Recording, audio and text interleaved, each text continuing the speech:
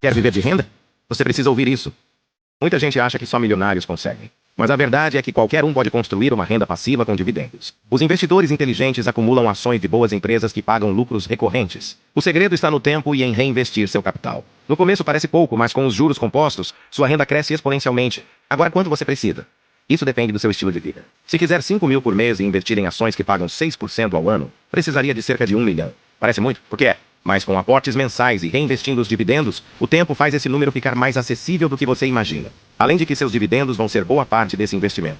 Pois com o tempo o valor que você investiu vai te render o suficiente para reinvestir sem fazer mais aportes. O erro da maioria é investir sem estratégia ou desistir antes dos resultados aparecerem.